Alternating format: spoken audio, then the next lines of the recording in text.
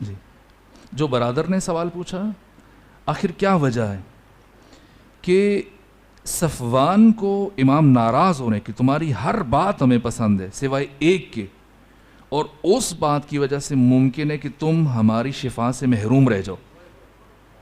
تم نے کیوں اونٹ دیے ہیں طاغوت کو، باطل خلیفہ کو؟ یعنی امام کو گوارا نہیں کہ کوئی اس کے ساتھ تعاون کرے. در حالی کہ سفر، اس نے کیا جواب دیا صفوان نے کہ وہ تو سفر حج کے لیے جا رہا تھا ایک، اور کسی شکار کے لیے جا رہا ہوتا، عیاشی کے لیے جا رہا ہوتا، مظلوموں کے اوپر حملے کے لیے، پھر تو بات تھی. امام نے کیا فرمایا کہ کیا تو نہیں چاہتا کہ تمہیں تمہارے اونٹوں کا کرایہ ملے؟ کہ یقیناً خواہش تو ہے. تو کہا تمہیں جو کرایہ ملنا ہے یہ مشروط ہے اور وابستہ ہے ہارون کی حیات اور زندگی کے ساتھ. زندہ رہے گا تو کرایہ ملے گا. تو کہا ہاں ایسا ہی ہے. کہا تو در واقع تمہارے دل میں یہ خواہش ہے کہ تمہیں کرایہ ملے اور تمہارا کرایہ ملنا اس کی زندگی کے ساتھ مشروط ہے، تو گویا تم اس کی زندگی کی خواہش کر رہے ہو. تو اگر تم اس کی زندگی کی خواہش مند ہو تو یہ وہ گناہ ہے جو ناقابل معافی ہے. طاغوت کے لیے ہمدردی آ گئی بالواسطہ ہو یا بلا واسطہ.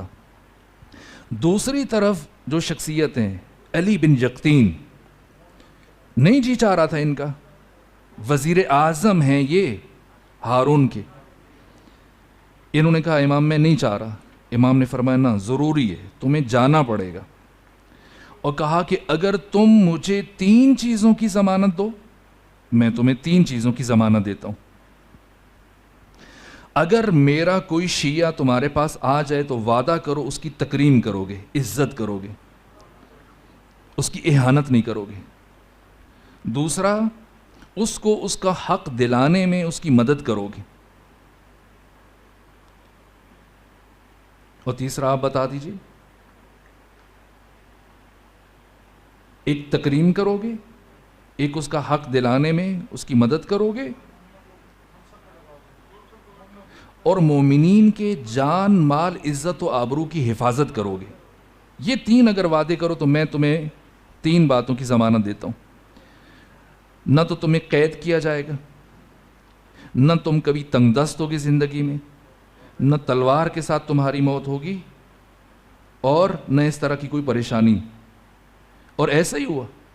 جب جاسوسوں نے شکایت کی جا کے ہارون کو کہ وہ تم نے جسے وزیر بنایا وہ تو رافضی ہے، وہ تو موسیٰ کاظم کا پیروکار ہے، وہاں جاتا ہے، ان کی ہدایات پہ عمل کرتا ہے، ان کے لیے کوشش کرتا ہے.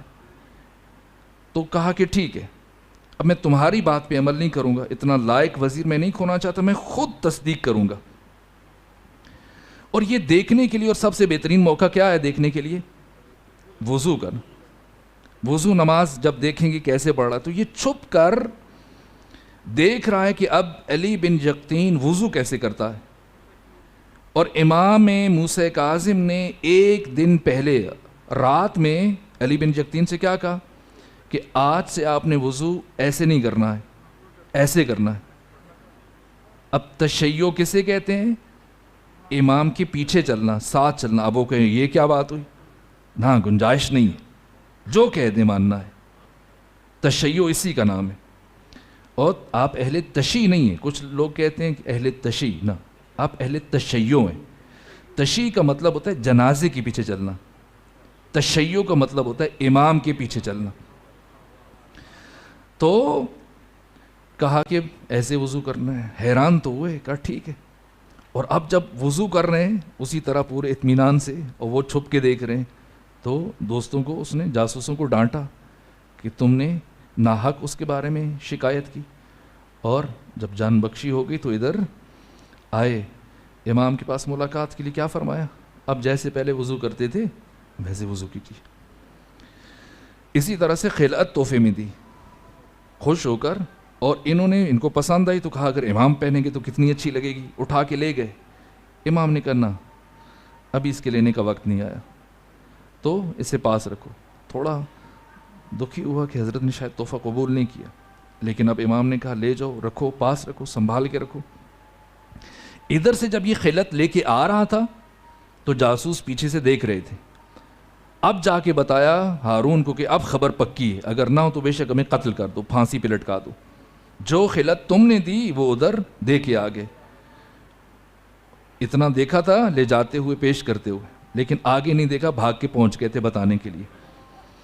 اب جب بلایا غصے میں علی بن جختین کو، کہاں ہے خلعت؟ کہ گھر میں۔ کہ گھر میں کدھر؟ کہ فلاں مقام پہ۔ کہ یقیناً، کہا ہاں آپ اپنے کارندوں کو بھیجو، جا کے اٹھا کے لے کے آئے۔ اس کے سپاہی گئے، جو جگہ بتائی علی بن جختین نے وہاں سے اٹھا کے لائے۔ جب لائے تو اب جنہوں نے شکایت کی تھی ان کو سزا دی۔ ہارون نے کہ تم مجھے بدبین کرنا چاہ رہے، اور اب جب یہ گئے تو اب امام سے ملاقات ہوئی تو کہا اب وہ لے آئیے۔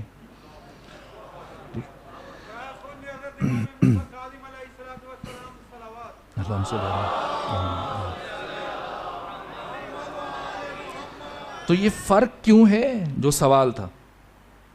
وجہ کیا ہے فرق کی؟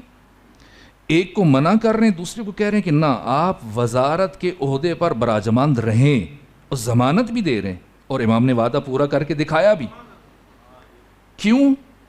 اس لیے کہ وہاں پر صفوان کی ذاتی زندگی ہے، اس کو ذاتی فائدہ پہنچ رہا ہے۔ یہاں اپنی ذات کے لیے طاغوت کے ساتھ تعاون یہ درست نہیں ہے۔ لیکن جو امام صادق نے گفتگو کی تھی، 40 سوال پوچھے تھے ابو حنیفہ نعمان بن ثابت سے، ایک سوال یہ پوچھا تھا کہ عاقل کسے کہتے ہیں؟ کیا کہا تھا اس نے؟ جو خیر و شر میں فرق بیان کر سکے، فرق سمجھ سکے۔ امام نے کیا جواب دیا تھا؟ یہ تو جانور بھی کر سکتا ہے۔ عاقل کسے کہتے ہیں؟ جو دو خوبیوں میں سے بڑی خوبی کا انتخاب کر سکے، اور دو خرابیوں میں سے، برائی میں سے چھوٹی برائی کا انتخاب کر سکے۔ تو یہاں پر اب امام کیا فرما رہے ہیں؟ شخصی ذاتی مسئلہ ہوتا تو یقیناً اسے بھی منع کرتے۔ یہاں مسئلہ تشیع کے تحفظ کا، مکتب کا فائدہ ہے۔ تو آپ کبھی زندگی میں دیکھ لیں، سیاست کا میدان ہو یا کوئی دوسرا میدان، کسی بھی ادارے میں حکومت کا حصہ، ایسی صورتحال پیش آ جائے تو اگر کوئی ذات کے لیے جائے گا تو اسے امام کی اجازت نہیں ہے، لیکن اگر کوئی مکتب اور مذہب کے لیے جائے گا، تشیع کے اور مومنین کے حقوق کے دفاع کے لیے، تو ہاں اس کے لیے درست ہے۔ بس سیرت میں اختلاف نہیں۔ اب آج چونکہ آخری نشست ہے اور دیکھیں وقت کتنی تیزی سے گزر گیا، میں مختصراً چند باتیں حضرت امام حسن عسکری علیہ السلام کے حوالے سے عرض کرتا ہوں۔ امام کی ولادت 232 ہجری میں ہوئی اور آپ کی شہادت 260 ہجری میں ہوئی۔ دیکھیں کتنی عمر پائی امام نے؟ 28 سال، کل عمر 28 سال ہے۔ 28 سال میں سے 6 سال امام مدینہ میں رہے، 22 سال سامرہ میں رہے، اور ان 28 سالوں میں سے 22 سال نائب امام کی حیثیت سے رہے، اور 6 سال آپ کا عہد امامت ہے۔ ان 6 سالوں میں 3 معاصر حکمران ہیں۔ سب سے پہلے معتز، جو آپ کے والد بزرگوار کا قاتل ہے، اس کی حکومت 252 میں شروع ہوئی تھی، 255 تک 3 سال، 52 میں شروع ہوئی، 55 تک چلی، 3 سال۔ تو ان 3 سالوں میں امام کے عہد امامت میں کتنا وقت بنتا ہے اس کا؟ 1 سال۔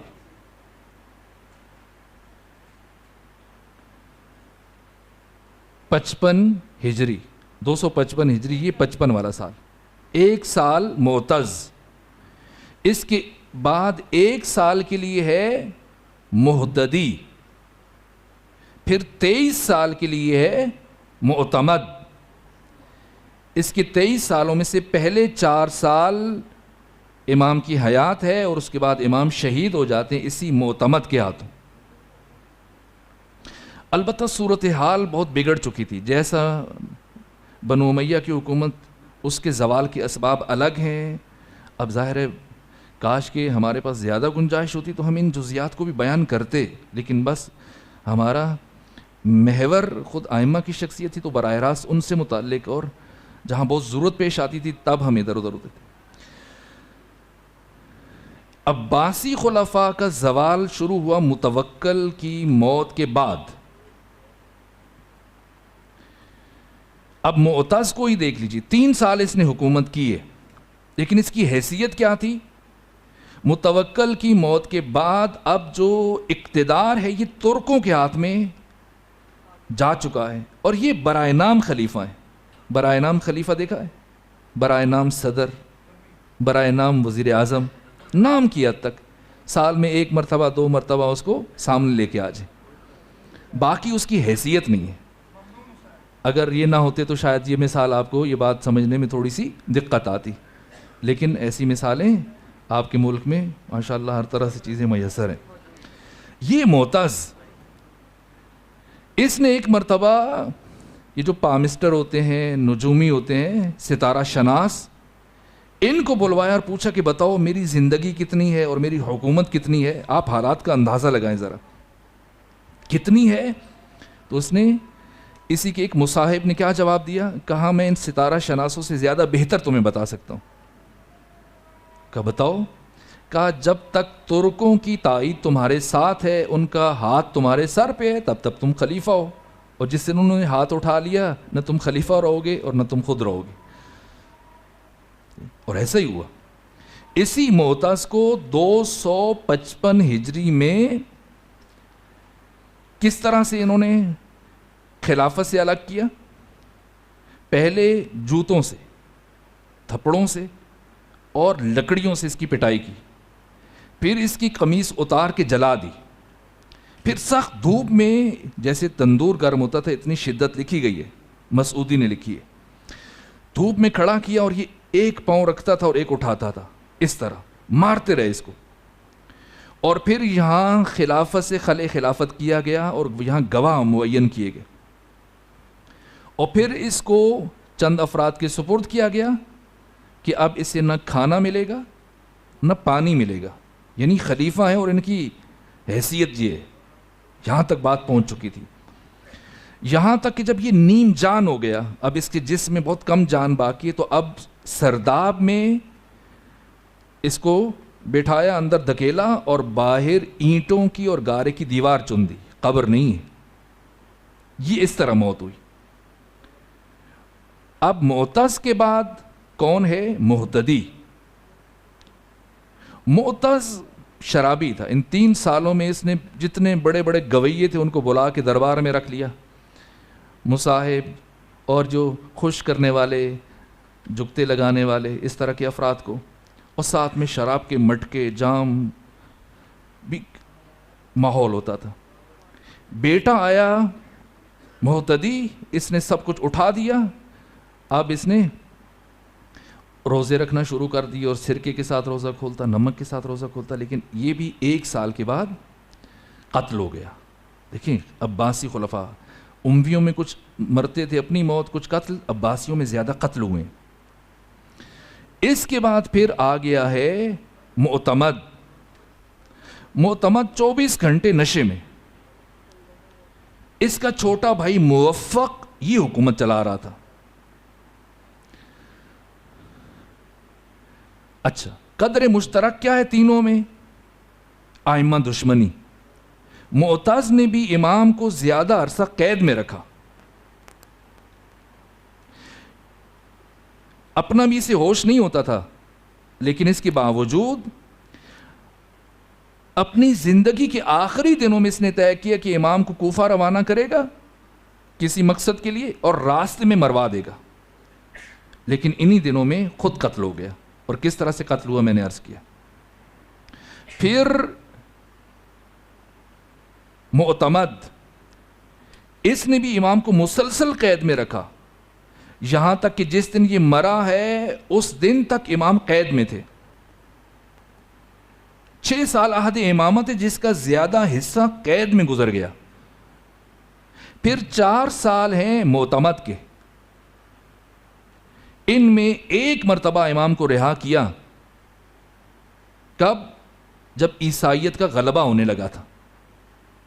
چونکہ 3 سالوں سے بارش نہیں ہوئی تھی، قحط سالی تھی، تو اب ایک عیسائی راہب مسلمان، اس نے کہا نماز استسقاء ادا کرو. 3 دن تک مسلمان نمازیں پڑھتے رہے، صحرا میں جا کے بارش نہیں ہوئی. عیسائی راہب نے کہا مسلمانوں تم سے باہر بارش نہیں برسے گی، آؤ. عیسائیوں کو لے کے گیا ساتھ مسلمانوں کو صحرا میں، ایسے ہاتھ پھیلائے دعا کے لیے، ابھی ہاتھ نیچے نہیں کہ بارش شروع ہو گئی. اب وہ واقعہ آپ کے ذہن میں، اس لیے میں عرض نہیں کرتا. یہاں پر پوری اسلامی دنیا میں ہلچل مچ گئی، یہ کیا؟ اس کا مطلب عیسائیت حق ہے. اب مجبور ہو کر یہ زندان سے امام کو رہا کیا گیا، اور امام نے ساری حقیقت کھولی اور کیسے، اور پھر اپنا جو اعجاز دکھایا. اس کے بعد پھر کچھ دن تک امام کو اس نے دوبارہ زندان میں نہیں بھیجا. البتہ جب یہ خوش ہوا تو کہا بتائیں کچھ چاہیے ہو تو. امام نے فرمایا کہ میرے شیعوں کو قید سے بے گناہ کیسے رہا کر دو. یوں انہیں رہا کر دیا گیا. یہ 3 افراد ہیں. یہ معتمد ہے، اسی کے ہاتھ سے امام کی شہادت ہوئی. اب جب امام کی شہادت ہوتی ہے، اب جو امام کا عہد امامت ہے بہت عجیب ہے، بہت عجیب ہے.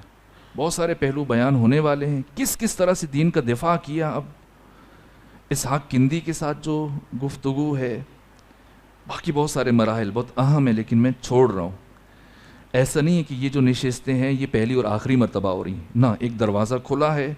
جن افراد نے یہ دروازہ کھولا ہے، جن کو اللہ نے وسیلہ بنایا، پروردگار ان کو زندگی دے، صحت دے، سلامتی دے، اور یہ سلسلہ خیر پھر چلتا رہے. لیکن ایسا نہیں کہ پہلا اور آخری ہے. انشاءاللہ اب اس کو آپ مزید آگے بڑھائیں گے، 4 چاند لگائیں گے. ہر سال پہلے سے بھی بہتر انداز میں، بہت باشکوہ انداز میں ان ایام کو آپ ان کا دورانیہ بھی بڑھا دیں، اور زیادہ سنجیدگی کے ساتھ، اور بہت زیادہ خوبصورت انداز میں. اب امام کی شہادت ہوئی ہے. امام کی شہادت بہت دردناک ہے. شہادت سے پہلے کی بہت ساری اہم باتیں ہیں، یہاں تک کہ جب امام شہید ہو گئے، یہاں پر خلیفہ وقت نے ایک ڈرامہ رچایا. ساری باتیں آپ خود تاریخ و مطالعہ کریں گے. یہاں پر امام ہی کا بھائی ہے جعفر. جب امام کی شہادت ہوئی، نماز جنازہ پڑھنے کا وقت آیا، تو یہ صاحب آگے آئے نماز جنازہ پڑھانے کے لیے. جزیات ہیں ان کو میں عرض کروں گا بعد میں کبھی. یہاں پہلی مرتبہ امام زمانہ، چونکہ بہت کم مومنین ایسے تھے جنہیں پتا تھا کہ امام کی ولادت ہو چکی. البتہ اہل سنت محققین نے بھی لکھا ہے، اہل سنت میں 2 دھڑے ہیں. مہدی کا منکر کوئی بھی نہیں ہے، نہ سنیوں میں نہ شیعوں میں.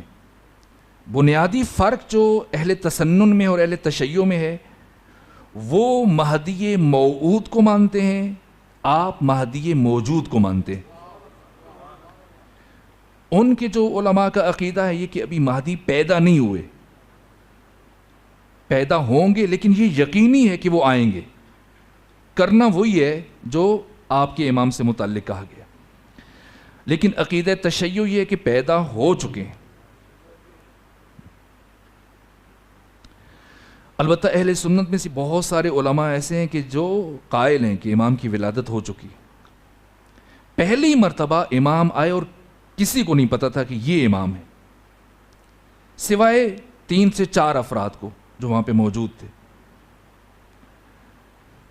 یہاں امام آگے بڑھے، آ کے جعفر کو قبا کا دامن پکڑا، کھینچا پیچھے، کہا نہ چچا، امام کی نماز جنازہ صرف امام پڑھا سکتا ہے.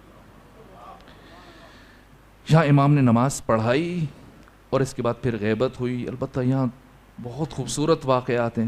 خود امام سے جو سوالات ہوئے، اہل قوم سے جو افراد آئے ہوئے تھے اور جو امانتیں لے کے آئے ہوئے تھے، اور امام کا وہ قریبی صحابی اسحاق بن احمد جس سے حضرت نے خود مدائن بھیجا تھا، کہ آپ مدائن جائیں اور میرے یہ خطوط لے کے جائیں، ان کے جواب لے کے آئیں، اور جب آپ جواب لے کے پہنچیں گے 15ویں دن کو، تو جس دن آپ آئیں گے اس دن آپ سامرہ کے اندر گریہ اور فغاں کی آواز سن رہے ہوں گے۔ تو پھر 2 علامات بتائیں کہ جس میں یہ 2 علامات ہوں وہ میرا جانشین ہوگا اور میرے بعد وہ امام ہوگا۔ اب یہ بہت حیران تھے، چونکہ اکثریت اس وقت بڑھ رہی ہے جعفر کی طرف، اور جعفر خود بھی امامت کا دعویٰ کر رہے ہیں، لیکن یہاں پھر یہ کچھ معجزات ہیں، کرامات ہیں جن کا ظہور ہوا۔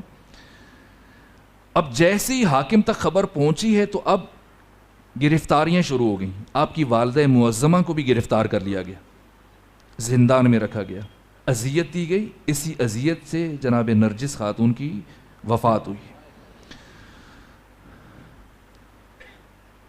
255 ہجری میں امام زمانہ کی ولادت ہوئی۔ 260 ہجری میں امام کی امامت کا آغاز ہوا، اور آپ کی امامت کے آغاز کے ساتھ ہی آپ کی غیبت صغریٰ کا بھی آغاز ہو گیا، جو 329 ہجری تک چلی ہے۔ اور اس کے بعد غیبت کبریٰ، جیسا رسول اللہ نے فرمایا تھا کہ میرا آخری بیٹا جو میرا ہم نام ہوگا اس کو 2 غیبتیں درپیش ہوں گی، ایک غیبت صغریٰ اور ایک غیبت کبریٰ۔ اور پھر حضرت نے خصوصیات بیان فرمائی کہ کون اس غیبت کبریٰ میں میرے فرزند کی امامت پر کے عقیدے پر کاربند رہیں گے۔ یہ غیبت صغریٰ، اس میں امام کے 4 نائبین ہیں۔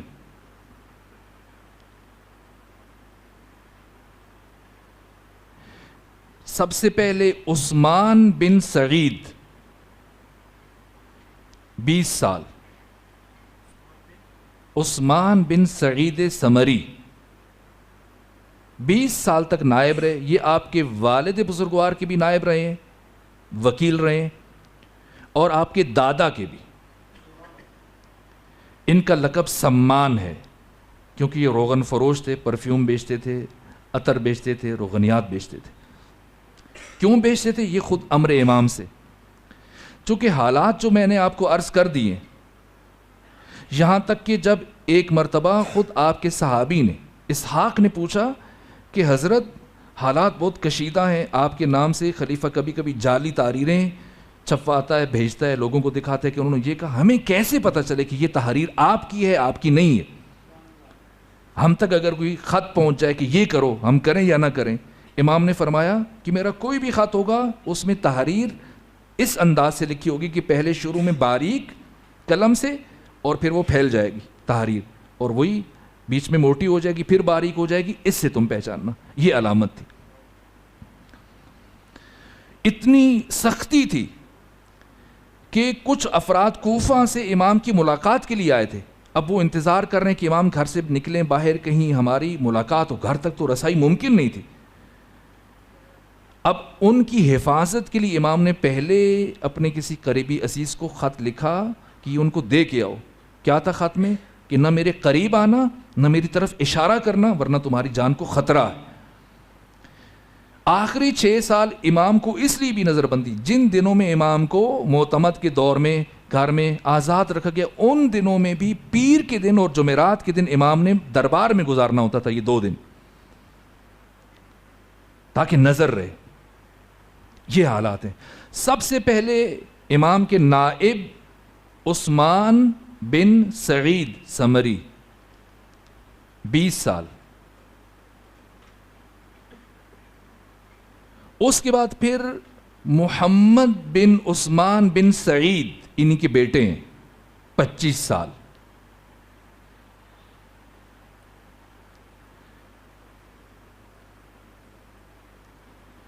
پھر حسین بن روح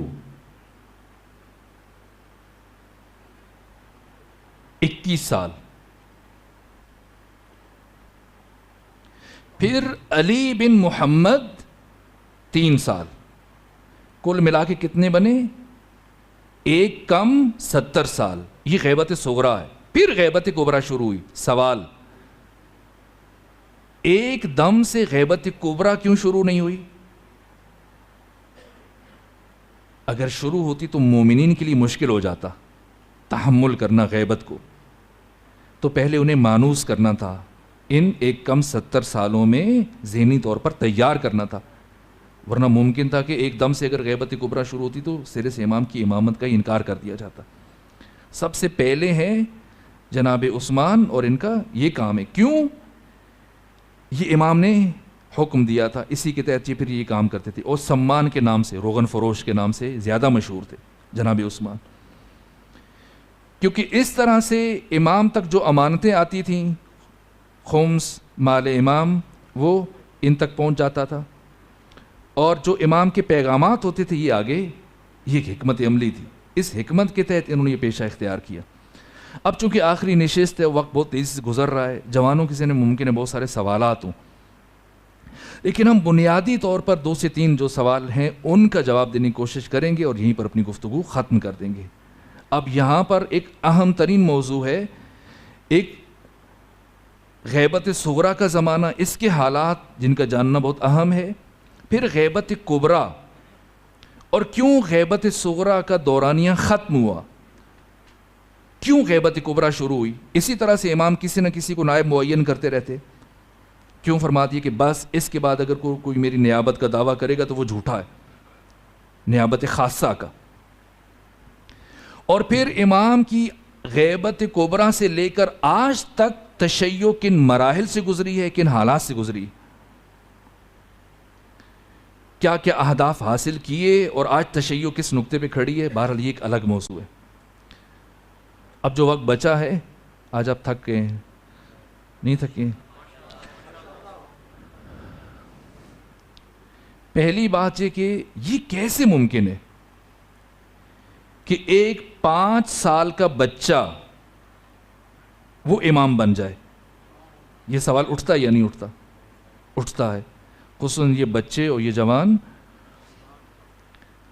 درسگاہوں میں جب مذہبی ابحاث ہوں تو پھر ایسے سوالات پوچھے جاتے ہیں، یہ کیسے ممکن ہے؟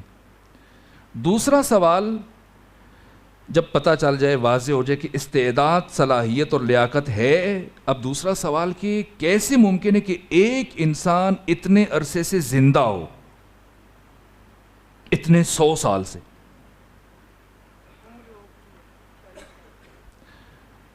یہاں مثلاً اس محفل میں ڈاکٹرز بھی ہیں، ایک شخص خود ڈاکٹر ہو، حفظان صحت کی اصولوں کی مکمل رعایت کرے، خالص پانی پیے، خالص غذائیں کھائے، خود کو بہت بچا کے رکھے آلودگی سے، اچھے ماحول میں رہے، صحت افزا مقام پہ رہے، سارا پرہیز کرے ان چیزوں سے جو مضر صحت ہیں، کتنا جی لے گا؟ 200 سال، اس سے زیادہ تو نہیں۔ کتنی کوشش کرتے ہیں لوگ۔ کیسے ممکن ہے کہ اسی زمین پر جناب عیسیٰ زندہ ہے لیکن زمین پر نہیں ہے، اٹھا لیا گیا آپ کو، آسمانوں پر ہے۔ امام زمانہ سے متعلق ہمارا عقیدہ ہے کہ وہ اسی زمین میں ہمارے درمیان۔ یہ دوسرا سوال۔ تیسرا سوال یہ ہے کہ جب امام زمانہ زندہ ہے اور ہے بھی ہمارے درمیان تو پھر دکھائی کیوں نہیں دیتے؟ دکھائی دینا چاہیے، جو بھی انسان ہے اسے دکھائی دینا چاہیے، تو کیوں دکھائی نہیں دیتے؟ آج کی حد تک ان 3 باتوں کا جواب، اور پھر آپ کی زحمت کو تمام کر دیں گے۔ پہلا سوال اگر واضح ہو تو ہو، ہم آگے بڑھ جاتے ہیں، اگر واضح نہ ہو تو اس کو تھوڑا سا کھول دیتے ہیں، مختصراً عرض کر دوں۔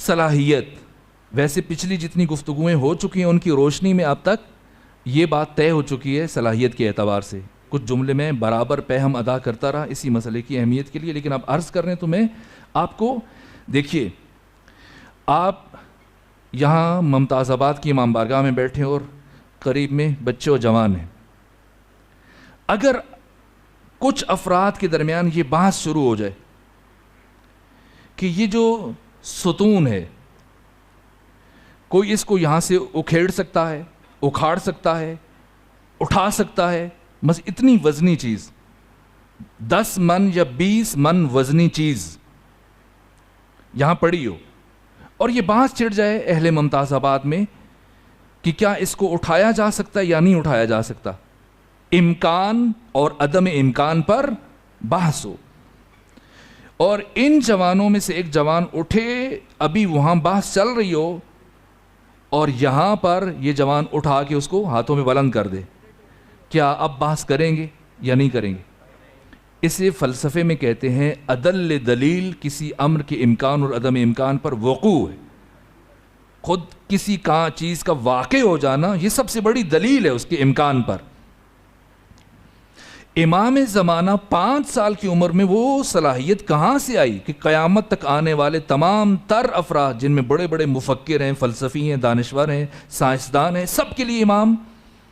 کیسے؟ آپ خود سوچیے، آخر کیا راز ہے کہ امام محمد تقی کی عمر اپنے والد بزرگوار کی شہادت کے وقت 7 سال بھی پوری نہیں ہوئی، اور 4 سال کی عمر میں ہے کہ الگ ہو گئے؟ کیا ہے مشیت پروردگار؟ اور کیوں امام محمد تقی کے مسئلے میں ایسے کیا پروردگار نے؟ ان سے پچھلے جو ائمہ ہیں ان کی ولادت کب ہو رہی ہے؟ بہت پہلے ہو رہی ہے نا۔ امام حسن کی ولادت کب ہو رہی ہے؟ مولا متقیان کی زندگی کتنی ہے؟ امام حسین کی، امام سجاد کی آپ دیکھ لیں، یہاں تک کہ ایک امام کی شہادت ہوتی ہے، دوسرا امام کس عمر میں ہے؟ 30 سال، 35 سال، 40 سال، کم سے کم 22 سال۔ لیکن یہاں کیا ہوا؟ کیوں؟ ایک جب اللہ نے نور حضرت امام محمد تقی کو ظاہر کرنا ہی ہے تو 10-15 سال پہلے کر دے، بعد میں کیوں کیا ہے؟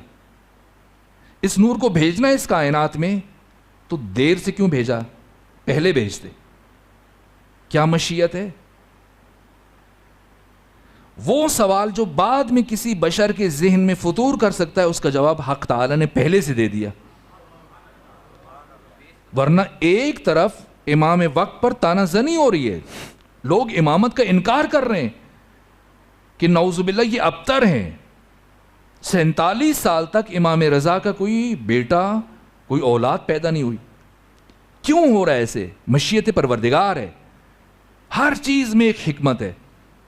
اب 4 سال کی عمر میں امام محمد تقی الگ ہوئے اپنے بابا سے، اور جب بلایا ہے مامون نے آپ کو بغداد میں اور انہیں اپنا مشیر معین کیا اور اپنی بیٹی ام فضل کا رشتہ طے کیا ان کے ساتھ، اب بنو عباس چیخ پڑے کہ یہ کیا بات ہے؟ پہلے تم نے امام رضا کو اپنی بہن ام حبیبہ کا رشتہ دیا، ان کو اپنا ولی عہد بنایا، ہم نے صبر کیا، چلیں کوئی بات نہیں بڑھے، اب تم چھوٹے چھوٹے بچوں کو اٹھا کر مشیر بنا دو حکومت میں، بیٹیوں کے رشتے دو ان کو۔ کیا بنو عباس میں کوئی ایک فرد بھی تمہاری نگاہ میں ایسا نہیں ہے جو اس قابل ہو کہ اسے تم اپنا داماد بناؤ؟ تو یہاں پر مامون نے کہا کہ ٹھیک ہے، امتحان کر لو، جو صلاحیت اس بچے میں وہ کسی میں نہیں ہے۔ اب خود بھی دیکھ چکا تھا، میں نے کل یا پرسوں کچھ عرض کیا تھا،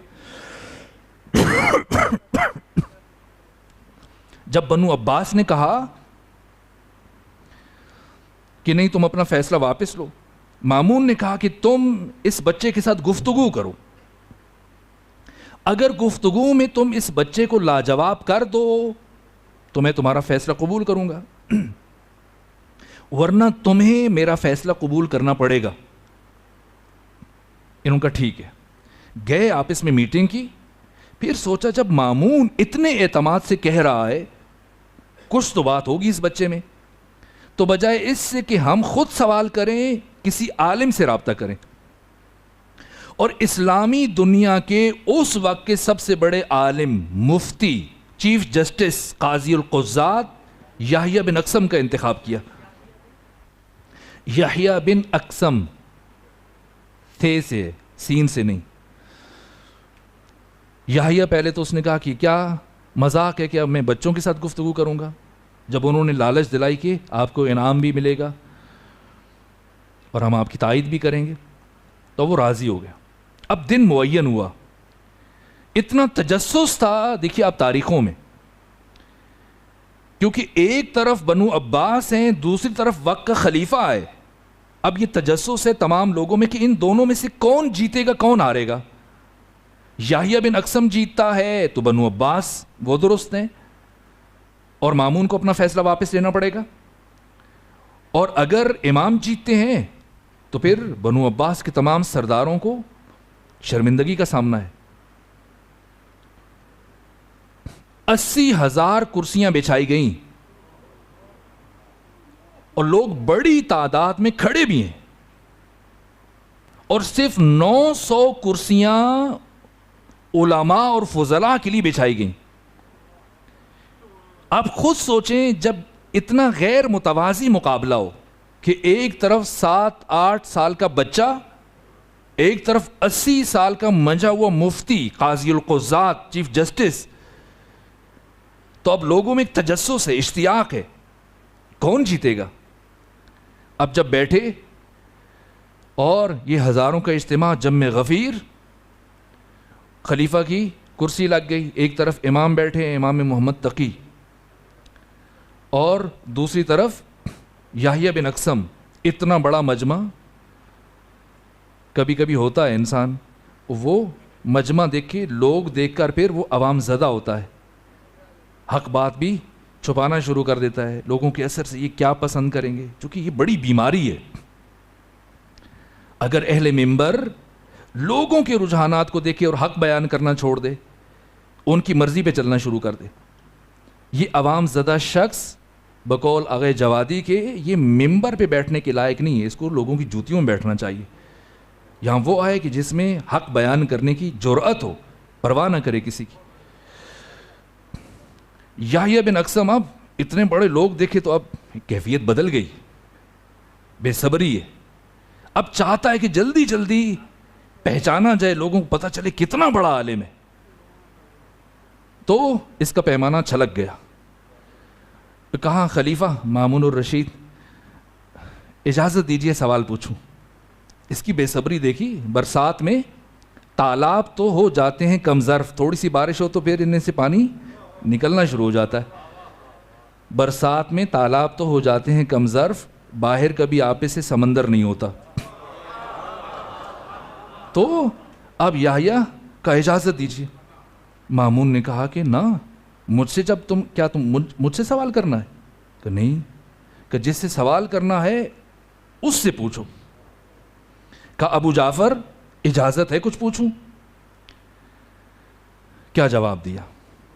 کتنا فاصلہ ہے, 40 ہجری میں علی کی شہادت ہوئی اور 200 سال گزر گئے,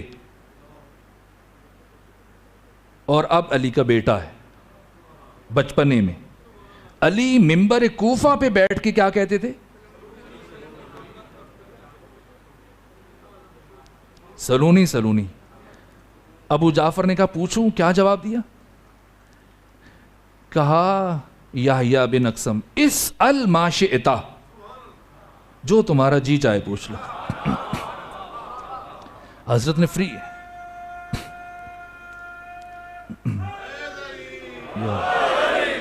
حضرت نے تو اسے فری ہینڈ دیا, لیکن ملا کی دوڑ مسجد تک.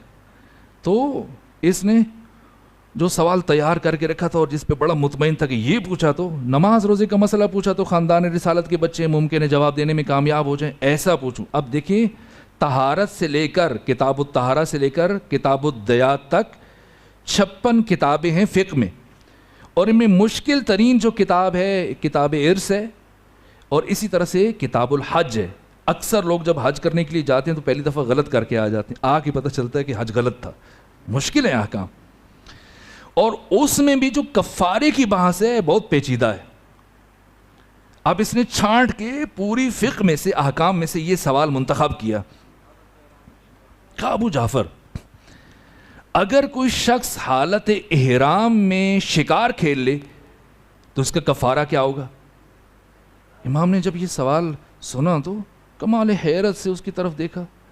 کہا یحییٰ میں نے تو تمہارا بڑا نام سنا تھا اور بڑی شہرت سنی تھی, اور تمہیں تو سرے سے سوال کا سلیقہ ہی نہیں ہے. اب چونکا کہ کیا نقص ہے, کیا کمی ہے میرے سوال میں؟ کہا کہ تمہارا سوال مبہم ہے اور سوال کا ابہام باعث بن رہا ہے کہ تمہارا سوال لائق جواب نہیں ہے. پہلے اپنے سوال کو معین کرو تاکہ لائق جواب بن جائے. کہ کیسے معین کروں, کیا کہنا چاہتے ہیں؟ امام نے فرمایا یحییٰ تمہارے سوال کی کم سے کم 22 شکیں بنتی ہیں, معین کرو تاکہ لائق جواب بنے. کہ کیسے؟ کہ یہ پوچھو کہ یہ شکار چرند کا تھا یا پرند کا تھا, احرام حج کا تھا یا عمرے کا تھا, شکار مقام حل میں ہوا یا حدود حرم میں ہوا, دن میں ہوا یا رات میں ہوا, شکار کھیلنے والا بچہ تھا یا بڑا تھا, آقا تھا یا غلام تھا, اپنے عمل پر نادم تھا یا نادم نہیں تھا, شکار سہون کیا یا عمدن کیا. 22 شکیں بنتی ہیں. ایک مرتبہ ہل کے رہ گیا, پریشان. اب پوچھو, امام نے فرمایا پوچھو. اب کون سی شک پوچھنی ہے؟ لیکن اس کے وہم و گمان میں بھی نہیں تھا, زندگی میں کبھی سوچا بھی نہیں تھا کہ اتنی شکیں بن سکتی ہیں. حیران ہے, پریشان, سرگردان. مامون نے کہا پوچھو. تو اب وہ سارا غرور علمی اور تکبر علمی جھاگ کی طرح بیٹھ گیا. تو کہا میں کیا پوچھوں, یہ خود ہی بتا دیں. تو اب امام نے ایک ایک شک کا جواب دینا شروع کیا کہ اگر شکار چرند کا ہے تو 1 بکری دینی پڑے گی, اور پرند کا ہے تو یہ ڈبل ہے. اگر حدود حل میں ہوا ہے تو یہ اتنا کفارہ ہے, اور اگر یہ مقام حرم میں ہوگا تو یہ 2 برابر ہو جائے گا. غلام کا کفارہ اس کے آقا کی گردن پہ ہے, آقا اپنا کفارہ جو آزاد ہے وہ خود دے گا. بچے پر, طفل صغیر پر کفارہ نہیں ہے, بڑے کے اوپر کفارہ ہے. دن اور رات مساوی ہیں, عالم اور جاہل مسئلے میں برابر ہیں. اگر شکار ساون کیا تو صرف کفارہ ہے, عمدن کیا تو اس میں کفارے کے علاوہ گناہ بھی ہے, اس کے لیے اسے توبہ کرنی پڑے گی. اور اگر اپنے اس عمل پر نادم ہے تو صرف کفارہ دینا پڑے گا, اور نادم نہیں ہے تو عذاب آخرت میں سے بھی گزرنا پڑے گا. جیسے امام نے ایک ایک شک کا جواب دیا تو وہ مجمع جو امام کے اس جواب کو سن رہا تھا, ایک مرتبہ اشتیاق اتنا بڑا, شور گریہ بلند ہوا, بیک زبان چیخے. کہا مامون اجازت دو کہ ہم اپنے عصر کے محمد مصطفیٰ کے ہاتھوں کا بوسہ لے سکیں.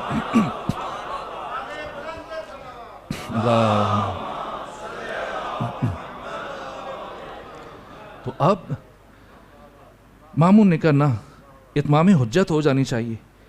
تو پوچھا انہوں نے, تو اب امام بھی پوچھیں گے کچھ. امام نے کہا مجھے معاف رکھو, ضرورت نہیں ہے. کہا نہیں, اتمام حجت ہو جائے بنو عباس پہ بھی. ایک سوال آپ بھی پوچھیے. اب امام نے پوچھا, دیکھیں عادل ہیں. اب اس نے فقہ سے پوچھا تو امام نے بھی فقہ سے پوچھا. یہ نہ کہے کہ آپ نے عقائد سے پوچھ لیا یا پھر کائنات سے متعلق یا اس کے اسرار رموز سے متعلق. کہا جناب یحییٰ بن اقسم یہ بتائیے. دیکھیے 8 برس کا بچہ, لوگوں کی حیرت کا اندازہ آپ ذرا وہاں بیٹھ کے سنیں تو پھر آپ کو پتہ چلے گا. کچھ دیر کے لیے ممتاز آواز سے نکل کر آپ بغداد چلے جائیے. تو اب امام کہتے ہیں کہ یہ کیسے ممکن ہے کہ ایک خاتون صبح میں ایک مرد پہ حرام ہے, ظہر میں حلال ہو جاتی ہے, عصر میں پھر حرام ہے, مغرب میں پھر حلال ہو جاتی ہے, عشاء میں پھر حرام ہے, فجر میں پھر حلال ہو جاتی ہے, پھر ظہر میں حرام, پھر عصر میں حلال. یہ کیسے؟ ابھی وہ اس پچھلے ہی کفارات کی بات میں الجھا ہوا تھا, اب جیسے یہ دوسرا ڈرون گرا اوپر تو چکرا گیا. اب سارا غرور علمی ختم ہو چکا تھا. کہا کہ خاندان رسالت بہتر جانتا ہے کہ اس کا کیا جواب ہے, آپ خود بتا دیجیے.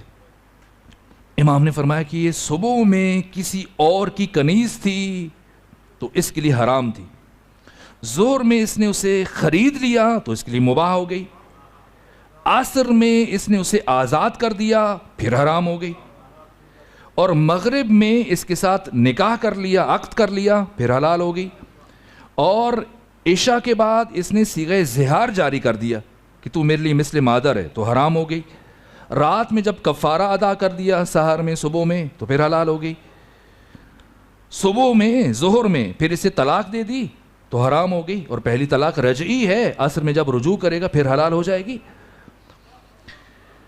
یوں بس. اب باقی بھی مراحل ہیں, البتہ یہی کینہ باعث بنا تھا یحییٰ بن اقسم کا کہ اس نے بعد میں اس سے امام کی شہادت ہوئی تھی. چونکہ وقتی طور پر تو یہ بھی اٹھا, امام کے ہاتھ چومے, بوسے لیے, سبحان اللہ کا, لیکن اندر دل میں اور بعد میں ایسے ایسے سوال پوچھے کہ کیا مطلب ہے اس کا, کہ اس حدیث کو کیا آپ مانتے یا نہیں مانتے, کہ حسن حسین جوانوں کے سردار ہیں، فلاں فلاں بوڑھوں کے سردار ہیں. امام نے کیا جواب دیا؟ امام نے فرمایا کہ جنت محل کمال ہے، وہاں نقص کی گنجائش نہیں ہے. اور بڑھاپے کو قرآن نے نقص بیان کیا ہے. جب جنت میں بڑھاپا ہے ہی نہیں تو سرداری کہاں سے آ گئی؟ اللہ صلی اللہ علیہ محمد. 7 سوال پوچھے امام نے، یہ نہیں کہ اب یہ لیت و لال سے کام لیں یا اس کو، نہ، جواب دیے. دیکھیے اتحاد کا مطلب قطعی طور پر انضمام نہیں ہوتا. یہ غلط فہمی نہ رہے کہ اتحاد کا مطلب یہ کہ آپ اپنے اصولوں سے دستبردار ہو جائیں، اپنی بنیادی تعلیمات سے، اپنے عقائد سے. یہ اتحاد نہیں ہے، نہ اس اتحاد کی کوئی گنجائش ہے. لاہور میں جب تمام دینی جماعتیں ان کے قائدین اکٹھے تھے اور تحریک جعفریہ، اس وقت تحریک نفاذ فقہ جعفریہ تھی، میزبانی کر رہے تھے شہید عارف حسین الحسینی، اور جب اذان کا وقت آیا تو مؤذن انہوں نے اٹھ کے اذان دی اور اذان میں علی ولی اللہ نہیں پڑھا. تو جیسے انہوں اذان ختم ہوئی فوراً بلایا، کہا کیوں چھوڑا علی؟ کہا واجب تو نہیں ہے، مستحب ہے. تو میں نے کہا یہ سب جمع ہے علماء، تو ابھی نماز بھی ہوگی، ان کی رعایت کر کے. تو کیا فرمایا شہید عارف نے؟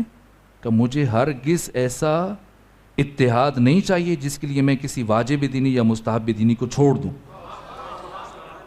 اتحاد ہمیشہ اصولوں پہ ہوتا ہے، اپنے اصولوں سے اگر ہم دستبردار ہو جائیں اتحاد نہ. لیکن جہاں تک بات ہے علمی گفتگو، وہ حق ہے ہر ایک کا، دلیل کے ساتھ گفتگو کرے، شائستگی کے ساتھ، تہذیب کے ساتھ. تشیع ایک متمدن، مہذب، مثقف، تعلیم یافتہ، باادب، مؤدب، باشعور قوم ہے. گالی کی اسلام میں گنجائش نہیں ہے. کسی کو بھی گالی دینا یہ توہین کے زمرے میں ہے، ہم توہین نہیں کرتے. لیکن عقائد واضح ہیں کہ علی ابن ابی طالب یا آپ کی اولاد جو بھی ان کے مقابلے میں آئے گا، صنف نازک میں سے کوئی آ جائے، کوئی مرد آ جائے، جو بھی آئے گا یہ باطل ہے. علی حق پہ ہے. جہاں تک بات ہے مسئلہ ہے توہین اہانت کا، گالی کی کوئی امام علی کا قریبی دوست تھا، ہر وقت ساتھ چلتا تھا. کبھی اکیلے چل رہا ہو تو لوگ تعجب کرتے تھے، ہم وقت ساتھ رہتا تھا. لیکن ایک چھوٹی سی بات ہے بظاہر جس کے بعد کبھی کسی نے امام علی کو زندگی میں اس شخص کے ساتھ نہیں دیکھا. تشیع گالیوں کا مذہب نہیں ہے، اور جو گالی دیتا ہے اس کا تشیع کے ساتھ کوئی تعلق نہیں ہے. چل رہے ہیں علی ابن ابی طالب اور وہ بازار میں ساتھ کھجوریں ایک مقام پہ دیکھیں، حضرت نے کہا بہت بہترین کھجوریں ہیں تو لے لو. تو اس نے اپنے خریدی کھجوریں اب اٹھانی تھیں، تو غلام جو ہے وہ پیچھے پیچھے چل رہا تھا، لیکن کہیں پہ کوئی فرد کھڑا تھا شعبہ باز، وہ دیکھنے کے لیے کھڑا ہو گیا. اب اس نے مڑ کے دیکھا غلام کو کہ کھجوریں اس کے سپرد کرے، تو وہ نہیں تھا، تو اب خود اٹھائیں. کافی دیر تک وزنی وہ اٹھا کے چلتا رہا. اب چلتا رہا، مڑ مڑ کے دیکھتا رہا، غلام پہنچا نہیں پہنچا. تو آگے جا کے دیکھا غلام بھاگ کے آ رہا ہے. اب اسے غصہ آیا ہوا تھا کہ کہاں رک گئے تھے حرام زادے. یہ کہا تو حضرت کا پہلے سے گفتگو کر رہے تھے، لیکن چہرے پہ غضب کے آثار ظاہر ہوئے. کہ کیا کہا تم نے؟ حرام زادہ؟ کہاں، مسلمان تو نہیں. حضرت نے فرمایا اگرچہ مسلمان نہیں لیکن اس کے اپنے آئین کے مطابق اس کی ماں کا نکاح ہوا اور تمہیں یہ حق نہیں، اور اب تمہیں یہ حق نہیں کہ کبھی علی کے ساتھ دوبارہ چلو. شہید مطہری نے داستان راستان میں اس واقعے کو بیان کیا کہ ایک گالی جس نے ہمیشہ کے لیے اس شخص کو علی سے جدا کر دیا. گالی کی گنجائش نہیں ہے تشیع میں، سب ممکن نہیں. یہ کوئی اور ہیں جو گالیاں دیتے ہیں، کہتے ہیں کہ قرآن میں بھی گالیاں ہیں اور رسول بھی گالیاں دے رہے ہیں. نہ، احترام، حرمت ہم قائل ہیں، نسبتوں کے قائل ہیں. علی ابن ابی طالب نے جنگ جمل میں کیا مال غنیمت تقسیم ہوا تھا؟ نہیں ہوا تھا. جنگ جمل میں کیوں مال غنیمت تقسیم نہیں ہوا؟ تشیع حرمتوں کا پاسدار ہے. لیکن اس کا مطلب قطعی طور پہ یہ نہیں ہے کہ ہم یہ کہنا شروع کر دیں کہ وہ بھی حق پہ ہیں یہ بھی حق پہ ہیں. نہ، 8 سال جنگ رہی اور جب شکست کھانے لگا عراق صدام، تو امام خمینی سے یہ سارے ملکوں کے، اسلامی ملکوں کے صدور کا وفد کیا کہ یہ بس جنگ بند کر دیں، مسلمانوں کا نقصان ہو رہا ہے. چونکہ اب انہیں غلبہ حاصل ہو رہا تھا، اب سارے پہنچ گئے، نقصان ہو رہا ہے، ادھر بھی مسلمان مر رہے ہیں، ادھر بھی مسلمان مر رہے ہیں، ادھر بھی اسلام کا نقصان ہے، ادھر بھی نقصان. دیکھیں آپ بھی ٹھیک ہیں، وہ بھی ٹھیک ہیں، آپ بھی حق پہ ہیں، وہ بھی حق پہ ہیں. امام نے وہاں سب کی موجودگی میں، سارے صدور سربراہان مملکت موجود تھے، کیا جواب دیا؟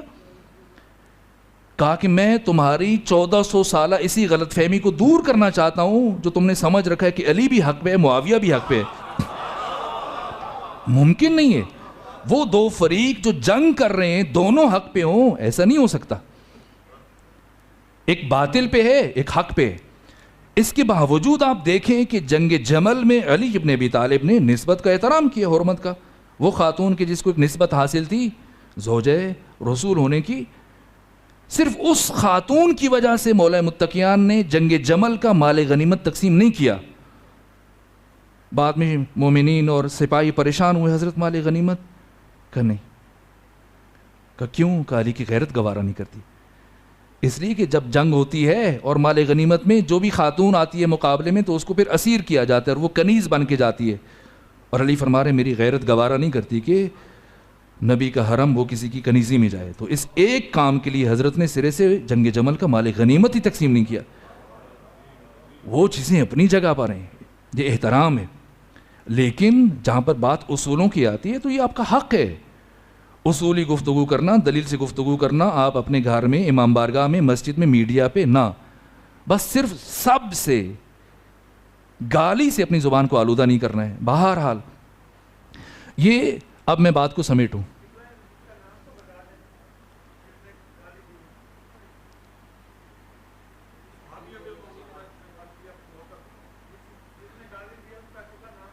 ابو سالم نام لکھا ہے اس کا روایتوں میں۔ اچھا، ابو سالم،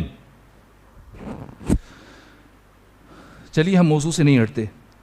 اب بتائیے امام محمد تقی کتنی عمر میں الگ ہوئے اپنے بابا سے؟ 4 سال کی عمر میں۔ اس کے بعد کسی مکتب، مدرسے، یونیورسٹی، معلم کے پاس گئے؟ نہیں گئے۔ اور ابھی آپ نے ایک جھلک دیکھی امام کے علم کی، ورنہ 3 دن متواتر سوال ہوتے رہے اور حضرت نے 30,000 سوالوں کے جواب دیے، کہیں پہ بھی لاجواب نہیں ہوئے۔ حجت خدا کون ہے؟ امام حسن نے جو علامات بیان کیے میں کبھی عرض کروں گا، کچھ چیزیں ان کی طرف اشارہ ہو چکا۔ کون ہے استاد امام محمد تقی کا؟ جو استاد امام تقی کا ہے وہی استاد امام زمانہ کا ہے۔ جس مدرسے سے یہ پڑھ کے آئے ہیں اسی مدرسے سے یہ فارغ التحصیل ہیں، اس لیے صلاحیت میں کوئی شک و شبہ نہیں ہے، قیامت تک کے لیے صلاحیت ہے، پہلی بات۔ دوسری بات کہ یہ کیسے ممکن ہے کہ ایک انسان اتنے طویل عرصے تک، اب چونکہ وقت بالکل کم رہ گیا تو بچے بھی ہیں، میں مثال دیتا ہوں، انشاءاللہ جو کامیاب ہوں گے 50-60 افراد زیارات پہ جائیں گے اور اصلی گفتگو کا مزہ تو وہاں پہ آئے گا۔ اگر پروردگار نے ہمیں بھی توفیق دیا آپ کے ساتھ گئے تو وہاں بیٹھ کر جس امام کی روزے میں جن کی زیارت کے لیے جائیں گے تو پہلے اس سے پہلے کہ زری کے پاس جائیں تو ہم بیٹھ کر مفصل امام کی زندگی کو، جہاں وقت کی بھی کوئی قید نہیں ہوگی اور کوئی اوپر امتحان کی تلوار بھی سر پہ لٹک نہیں رہی ہوگی، تو وہاں پہ سمجھیں گے اور پھر امام کی زیارت کے لیے جایا کریں گے۔ تو اب میں جب آپ جائیں گے زیارات کے لیے تو وہاں پہ ایک مقام ہے، جب آپ نجف سے چلتے ہیں کربلا کی طرف تو 7 کلومیٹر طے کرنے کے بعد بائیں ہاتھ پہ ایک سیاہ رنگ کا پہاڑ ہے، دیکھا ہے؟ اس دفعہ دیکھیے گا، اگر کسی عراقی سے پوچھیں کہ یہ کون سا پہاڑ ہے، آپ کے یہاں کیٹو ہے، کالا چٹا پہاڑ ہے اور بہت ساری نام ہے، تو یہ کون سا پہاڑ ہے تو وہ آپ کو بتائیں گے تلہ نمرودیہ۔ یہ کون سا پہاڑ ہے؟ یہ پہاڑ نہیں تھا پہلے، آج سے 4000 سال پہلے جب نمرود ابراہیم کی منطق کے آگے بے بس ہو گیا اور ان کی دلیلوں کا جواب نہ دے سکا تو اب آپ کو راستے سے ہٹانے کے لیے اس نے پروگرام تیار کیا۔ تو طاغوت کب؟ جب بھی آپ پر تلوار چلے، گولی چلے، بم دھماکہ ہو، مسجد میں، امام بارگاہ میں، جلوس میں، سمجھ لیں کہ آپ کا دشمن یہ شکست خوردہ ہے۔ آپ پر حملہ کرنا اس کی شکست خوردگی کی دلیل ہے، اگر اس کے پاس دلیل ہوتی تو کبھی گولی نہ اٹھاتا۔ جب بھی آپ کی منطق کے آگے، آپ کی دلیل کے آگے دشمن بے بس ہو جائے گا پھر وہ آپ کو قتل کرنے کا پروگرام بنائے گا۔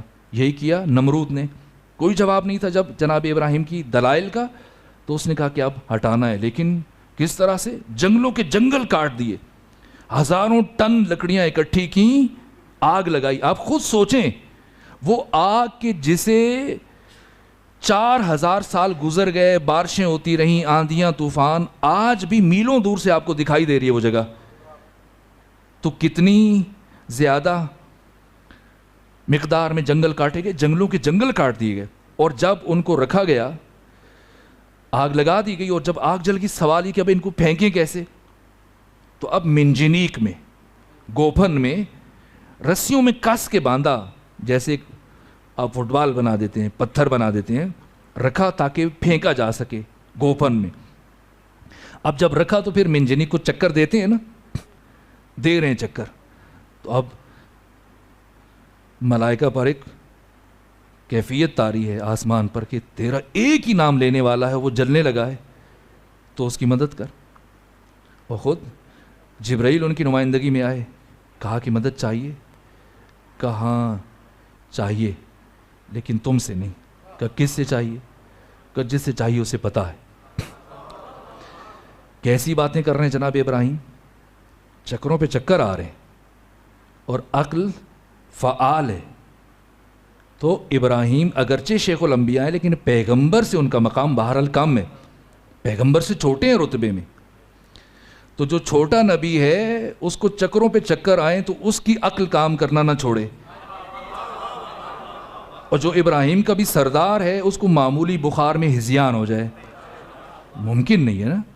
تو اب کہا کہ جس سے مدد چاہیے اسے پتا ہے. اب بھیجا گیا اور پھینکا آگ میں. جب آگ میں پھینکا تو ادھر سے ابراہیم چلے، ادھر سے قرآن کی آیت چلی، یا نارو کونی بردن و سلامن علی ابراہیم. عجیب آیت ہے نا، قرآن میں ایک لفظ بھی اضافی نہیں ہے. اے آگ ٹھنڈی ہو جائے ابراہیم کے لیے. اگر یہ آیت جہاں تک ہوتی، کیا خیال ہے جناب ابراہیم بچ جاتے یا نہ بچتے؟ یا نارو کونی بردن، اے آگ ٹھنڈی ہو جائے ابراہیم کے لیے. ٹھنڈی ہو گئی تو بچ جائیں گے نا، آگ ختم ہو گئی، نہیں بچیں گے، نہیں بچیں گے. کیوں نہیں بچیں گے؟ آگ تو اب ٹھنڈی ہو گئی، لیکن جو ابراہیم رسیوں میں کسے ہوئے بندھے پڑے ہیں، کون کھولے گا وہاں جا کے؟ تو بھوک و پیاس کی وجہ سے ایک نہ ایک دن تو مر جائیں گے. تو آگ تو ٹھنڈی ہوئی لیکن سلامتی نہیں بنی. اس لیے آیت پوری کیا ہے؟ یا نارو کونی بردن و سلامن، ٹھنڈی ہو جا اور سلامتی بن جا.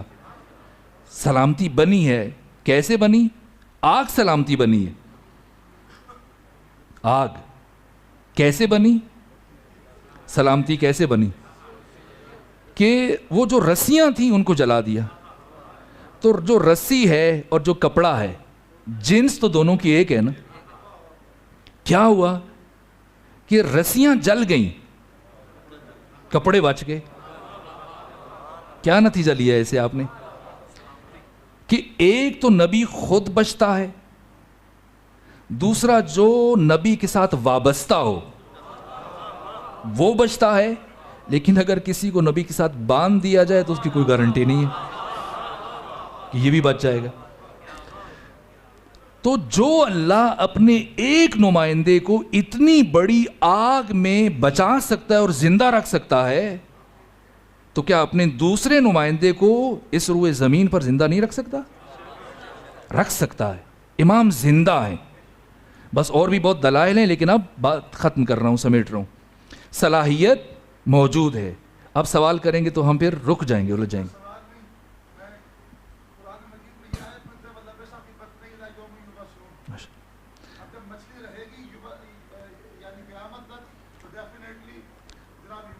ماشاء اللہ، بالکل ایسے خود ماشاء اللہ آپ کے ہاں سینوں میں دلائل کے انبار محفوظ ہیں، اس سے انکار نہیں. اب بات کو سمیٹیں. پہلی بات صلاحیت، اس کا جواب کسی حد تک کی قابلیت کہاں سے آئی. دوسری بات طول عمر کی، میں نے ایک اشارہ دیا. اب یہ کہ جب امام زندہ ہیں، موجود ہیں روئے زمین پر، ہماری روایات میں کہ ہماری عزاداریوں میں شریک ہوتے ہیں، ہر سال حج کے لیے تشریف لے جاتے ہیں، مومنین کے دکھ سکھ میں امام شامل ہیں. جب ہیں تو پھر نظر کیوں نہیں آتے؟ تو میں اب مختصر جواب دوں. اب کسی میں عربی تفسیر کا حوالہ نہیں دیتا. وہ تفسیر کی جو آپ کے گھروں موجود ہوگی, تفہیم القرآن کس نے لکھی ہے؟ مولانا ابو العلا مودودی نے. تو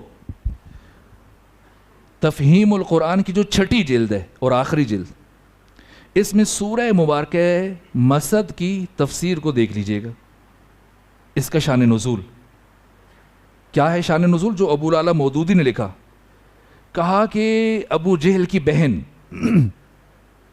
ابو لہب کی بیوی ام جمیل, یہ پیغمبر کی سخت خلاف تھی, چونکہ ان کا گھر بالکل جڑا ہوا تھا, پیغمبر کے گھر کے ساتھ دیوار ایک تھی. تو یہ دونوں میاں بیوی رات کو نکل جاتے تھے, جنگلوں میں جھاڑیاں کاٹتے تھے, خاردار جھاڑیاں, اور پیغمبر کے دروازے کے آگے بچھاتے تھے کہ یہ صبح جب گھر سے نکلیں تو ان کے پاؤں زخمی ہو جائیں. گھر میں جھاڑو چلاتی تھی, کوڑا اکٹھا ہوتا دیوار سے پیغمبر کے گھر پھینک دیتی تھی. توہین کرتے تھے دونوں میاں بیوی, دشمنی میں سب سے آگے تھے. اور جب ان کی مذمت میں قرآن نے نام لے کر ان کی مذمت کی اور یہ سورہ اترا, سورہ مسد, تو اب یہ خاتون ہر وقت پیغمبر کے پیچھے پڑ گئی, تلاش کر رہی ہے غصے میں. اب ابو العلا مودودی نے لکھا کہ پیغمبر کا صحابی خلیفہ اول ابو بکر یہ پیغمبر کو بتا رہا ہے کہ یا رسول اللہ, یہ جو ام جمیل ہے یہ آپ کے پیچھے پڑی ہوئی ہے, ہر وقت آپ کو تلاش کر رہی ہوتی, تو ذرا سا احتیاط کیا کریں, نہتے اس طرح سے نہ نکلا کریں اور اکیلے نہ نکلا کریں, اور زیادہ باہر آج کل نہ آیا جایا کریں, نقصان پہنچائے گی. تو ابھی یہ باتیں چل رہی ہیں, اور جس کا ذکر ہو رہا ہے وہ سامنے سے نمودار ہوئی. تو یہ گھبرائے صاحب, کہا کہ یا رسول اللہ وہ آ رہی ہے. کہا کون؟ کہ ام جمیل. کہ آ رہی ہے تو آنے دو, آ رہی ہے تو, یہ ابو العلا مودودی نے لکھا, آپ دیکھیے تفہیم القرآن میں چھٹی جلد میں, آ رہی ہے تو آنے دو. کہ حضرت نقصان پہنچائے گی, توہین کرے گی. کہ نقصان تب پہنچائے گی جب مجھے دیکھے گی. تو کہا کہ یہ کیسے ممکن ہے کہ آپ یہاں اور وہ آپ کو نہ دیکھے؟ کہ دیر کس بات کی ہے, ابھی دیکھ لینا. اور تھوڑی دیر کے بعد جب وہ پہنچی, آئی غصے میں, کہ ابو بکر کہاں ہے تمہارا صاحب محمد جو کہتا ہے کہ میرے بارے میں یہ آیات آئی ہیں, اگر کہیں مجھے مل جائے تو یہ پتھر میں اس کے سر پہ ماروں, یہ خنجر میں اس کے سینے میں گھونپ دوں. اچھی طرح سے غصہ ٹھنڈا کیا, اور غصہ ٹھنڈا کرنے کے بعد جب واپس مڑی تو اب یہ حیران ہو کر ابو بکر پیغمبر کی طرف دیکھا. کہا کہ یا رسول اللہ وہی ہوا جو آپ نے فرمایا, کہ میں تو اسے نظر آ رہا تھا لیکن آپ نظر نہیں آ رہے تھے. تو نتیجہ کیا ہوا کہ جب بھی اللہ کے بھیجے ہوئے کسی نمائندگی کی جان یا شخصیت یا عزت خطرے میں ہو تو اللہ اسے موجود ہوتے ہوئے لوگوں کی نگاہوں سے اوجھل کر دیتا ہے. تو اللہ اگر اپنے پہلے نمائندے کو نگاہوں سے اوجھل کر دے, اس میں تعجب نہیں ہوتا, تو آخری نمائندے کو نگاہوں سے اوجھل کر دے, اس میں جائے تعجب کیا ہے؟ آقا موجود ہیں, ہمارے درمیان ہیں, ہماری عزاداریوں میں شریک ہیں, تو نظر کیوں نہیں آتے؟ کیا ایسا ہے کہ سب کو نظر نہیں آتے؟ نہ, کچھ خوش نصیب ہیں جنہیں دیکھتے ہیں. سعدی حجاب نیست تو آئین پاک داشت. سعدی حجاب نہیں تیرے اور تیرے معشوق کے درمیان, تیرے اور تیرے امام کے درمیان. شرط کیا ہے؟ تیرا آئینہ قلب پاک ہونا چاہیے. سعدی حجاب نیست تو آئین پاک داشت. زنگار خرد چون نہ نمایت بے روئے دوست. چونکہ تیرے آئینہ قلب کو زنگ لگ چکا ہے, اس لیے تجھے تیرے محبوب کی تصویر نہیں دکھا رہا. کوئی فاصلہ نہیں ہے ہمارے اور ہمارے امام کے درمیان, بس ایک فاصلہ ہے, میان عاشق و معشوق ہیچ حائل نیست. عاشق اور معشوق کے درمیان کوئی فاصلہ نہیں ہے. میان عاشق و معشوق ہیچ حائل نیست. تو خود حجاب خودی حافظ ازمیان برخیز. عاشق اور معشوق کے درمیان کوئی فاصلہ نہیں ہے. حافظ شیراز تو خود حجاب ہے. تم اپنے آپ ہو حائل، ذرا ہٹو تو صحیح. اس میں کے اوپر اگر ایک مٹھی مٹی کی ڈال دے کوئی، ممکن ہے کہ زندگی میں زیارت ہو جائے. عالم ہونا شرط نہیں ہے. آیت اللہ خوئی بیان کرتے ہیں، مرجع فقی مجتہد، کہا کہ میں آدھی رات کو اٹھا اور میں نے دیکھا کہ مدرسے کے حجرے میں جو خادم کا حجرہ ہے، جو خاکروب تھا، صفائی کرتا تھا، بچوں کے لیے واش روم میں پانی کے لوٹے بھر کے رکھتا تھا، خدمت گزار تھا، اس کے کمرے میں روشنی ہے، باتوں کی آواز آ رہی ہے. کہا کہ مجھے شک پڑا کہ شاید یہ ہمارا خادم مدرسے کا یہ جاسوس ہے صدام کا، اور یہاں کی خبریں بھیجتا ہے، تو اب کوئی بندہ بلا رکھا ہے اس کو بتا رہا ہے.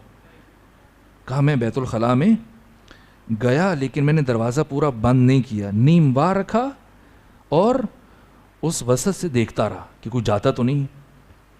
یہاں تک کہ جب میں نے دیکھا کہ دروازہ نہیں کھولا، میں وضو بنا کے اب دستک دی تو روشنی ختم ہو گئی، باتوں کی آواز بند ہو گئی. میں نے پوچھا کون تھا؟ اس نے بات کو گھمایا، لیکن جب میں نے کہا کہ میں نے خود آواز سنی ہے، وہ 2 افراد کی باتوں کی آواز سنی ہے، کوئی تھا تمہارے ساتھ، کون تھا؟ کہا آقا خوئی، ایک شرط پہ بتاؤں گا کہ میری زندگی میں یہ بات، یا جب تک میں مدرسے میں موجود ہوں، آپ نے کسی کو نہیں بتانا، ابھی میرا کچھ کام باقی ہے، جب چلا جاؤں تو آپ کی مرضی. کہا بتائیں. کہ آنے والا کوئی اور نہیں تھا جس کی وجہ سے آپ پریشان ہو رہے ہوں، بلکہ آنے والے یوسف زہرا امام زمانہ عجل اللہ تعالیٰ فرجہ شریف.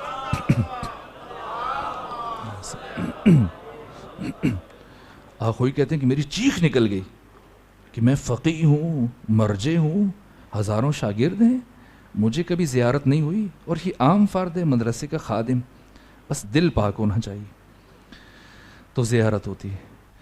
میں کیا کروں کہ بہت ساری باتیں ہیں جو ناتمام رہ گئیں، پروردگار نے زندگی دی، توفیق دی، پھر حاضر ہوئے.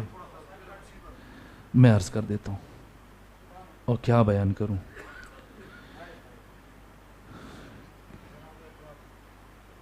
خواہش کر رہے ہیں کہ جناب عباس سے متعلق کچھ عرض کروں. کون ہے عباس؟ میں نے ذکر کیا کہ دیکھیں، سوچتا ہوں میں بھی طالب علم ہوں آپ کی طرح، تشہد میں نماز کی قبولیت کو اللہ نے ان 14 کی ولایت کے اقرار سے مشروط قرار دیا، اسی لیے درود واجب کیا. تو وہ ابو الفضل العباس جن کا کردار کیا ہے، بظاہر چہاردہ معصومین میں شامل نہیں ہے، لیکن اگر کردار عباس کا مطالعہ کریں گے تو آپ کے دامن پر ترک اولا کا دھبا نظر نہیں آئے گا. یہ ابو الفضل العباس جن پر بشریت کو ناز ہے، اللہ نے اس کائنات میں حسین کو کیوں بھیجا؟ تاکہ انسانوں کو اللہ کی معرفت حاصل ہو جائے. اور عباس کو کیوں بھیجا؟ تاکہ حسین ابن علی کی معرفت حاصل ہو جائے. وہ کہ جو عارف ذات حسین ہے، فنا فی ذات الحسین ہے. میں آخر میں یہ جملے عرض کروں گا. عباس کا تعلق اور عشق حسین سے، اس کی طرف بھی اشارہ ہو جائے گا، اور حسین کے دل میں عباس کا کیا مقام ہے، میں ایک روایت اس کی طرف بھی اشارہ کروں گا. تو میں سوچتا تھا کہ حسین کا ذکر تو ہے، اور وہ کہ جس حسین کو الگ کر کے کبھی نہیں سوچا جا سکتا، ان کا ذکر، تو فوراً سے اگلے کلمے پر نگاہ پڑی. السلام علینا وعلی عباد اللہ الصالحین. صالحین پر کون ہے صالح؟ ممکن ہے کہ ہم کسی کو صالح سمجھتے رہے ہوں اور وہ صالح نہ ہو، لیکن اس کے صالح ہونے میں کوئی شک نہیں کر سکتا جس کے بارے میں 14 نے سند جاری کی کہ السلام علیک ایھا العبد الصالح المطیع للہ ولرسول. عباس کسی فرقے یا کسی گروہ کی میراث نہیں ہے.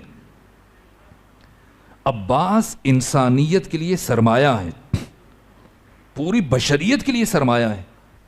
علامہ تقی جعفری فرماتے ہیں کہ اس وقت تک دنیا میں 19 یا 21 تہذیبیں گزر چکی ہیں۔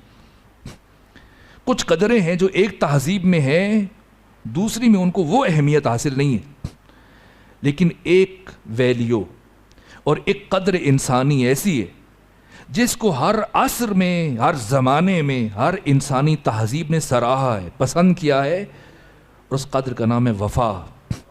اور اس کائنات میں وفا کی معراج کا نام ہے ابو الفضل العباس۔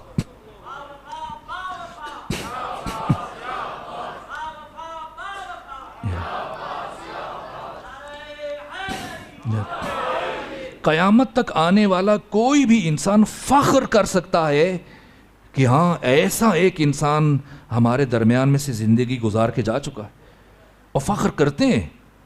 عباس کسی فرقے کی میراث نہیں ہے۔ اب غیر مسلم ہو کر کیا کہتے ہیں؟ ایک ہندو شاعر کا کلام ہے، کہا کہ ہے جہاں میں اس قدر مخمور غم عباس کا، اور نقش سجدہ بن گیا ہے ہر قدم عباس کا، اور بدعتیں کہہ کر مسلمان جب الگ ہو جائیں گے، ہندو ہو کر ہم اٹھائیں گے علم عباس کا۔ ناز ہے بشریت کو، کون ہے عباس، کیا مقام ہے اور کیا وفا ہے۔ بچپنا کاش کے عرض کر سکتا، اور اب میں کوشش کروں گا کہ اب جو 29 کو آپ کی خدمت میں حاضر ہونا ہے تو پھر اسی موضوع کو لے کے آگے بڑھوں گا۔ اب بس ایک جملہ عرض کروں، بچپنا، جوانی، مدینے میں کردار، راستے میں کردار عرض کروں گا۔ آج صرف ایک جملہ، چونکہ وقت ختم ہو چکا ہے۔ جب یہ قافلہ پہنچا واپس مدینہ، اور ام البنین مادر ابو الفضل العباس نے استقبال کیا قافلے کا، اور جب سلام کیا سید سجاد کو، بھئی یہی ایک جملہ عرض کروں گا اور باقی تفصیل بعد میں۔ سلام کے بعد جو پہلی بات کی ہے ام البنین نے، کیا کہا؟ کہا سید سجاد مجھے بتائیں کیا کربلا میں میرے بیٹے عباس نے اپنے آقا حسین کے ساتھ وفا کی یا نہیں کی؟ سید سجاد نے گریہ کرنا شروع کیا کہ ام البنین آپ نے ایسی بات پوچھی جس نے سید سجاد کے دل کو رلا دیا ہے، کہ ایک بات سن لیں پھر خود دیکھیں کہ آپ کے بیٹے عباس نے کربلا میں کیا کیا۔ کہ بتائیں سید سجاد کیا ہوا؟ کہ جب ہمیں کربلا سے اسیر کر کے شام لے کے جا رہے تھے تو راستے میں عمر ابن سعد کی سواری میری سواری کے ساتھ ساتھ چل رہی تھی، اور عمر سعد نے راستے میں میرے بابا کے قاتل شمر ابن ذلجوشن کو بلایا اور کہا کہ تم حسین ابن علی کے قتل کی کیفیت بیان کرو۔ جب تم حسین کو قتل کر رہے تھے تو اس لمحے حسین کی حالت کیا تھی، کیفیت کیا تھی؟ کہ جب حسین نے سر سجدے میں رکھا تو میں نے ضرب چلانا شروع کی، خنجر چلانا شروع کیا، اور جب میں نے پہلی ضرب چلائی حسین ابن علی کے گلوئے اطہر پر، تب حسین جو سجدے میں بیان کر رہے تھے وہ چھوڑ دیا، ذکر بدل دیا، اور کیا پڑھنا شروع کیا؟ رضن بقضائک وتسلیما لامرک لا معبود سواک یا غیاث المستغیثین۔ یہاں تک کہ جب میں نے دوسری ضرب چلائی حسین نے پھر یہی ذکر پڑھا، رضن بقضائک وتسلیما لامرک لا معبود سواک یا غیاث المستغیثین۔ میں ضربیں چلاتا رہا، حسین یہی ذکر پڑھتا رہا، یہاں تک کہ 13ویں ضرب چلانے کے بعد جب میں نے حسین کا سر حسین کے تن سے جدا کیا، اور اب میں نے حسین کے بالوں میں ہاتھ ڈالے اور حسین کا سر جب بلند کیا تو میں نے دیکھا کہ ابھی بھی حسین کے لب ہل رہے ہیں، ابھی بھی حسین کے لب ہل رہے ہیں۔ میں نے سوچا اب حسین کیا کہتا ہے، اب حسین کیا کون سا ذکر کر رہا ہوگا؟ تو حسین کی آواز اتنی نحیف تھی کہ میں اپنے کان حسین کے لبوں سے قریب لے کے گیا کہ حسین کیا کہتا ہے۔ اب جو میں نے آواز سنی تو حسین مسلسل ایک ہی نام بلند کر رہا تھا، عباس۔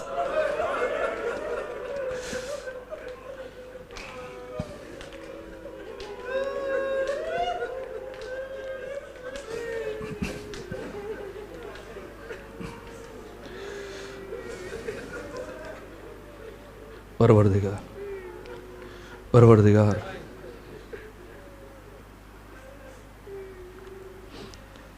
پروردگار بحق وجود مبارک ابو الفضل العباس،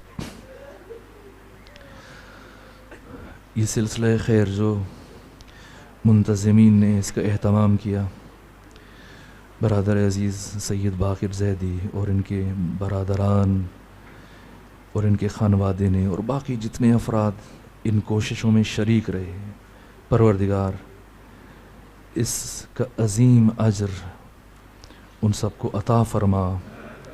پروردگار اس مقدس محفل میں جو حاضرین تشریف فرمائے، پروردگار ان کے دل میں جو بھی دعا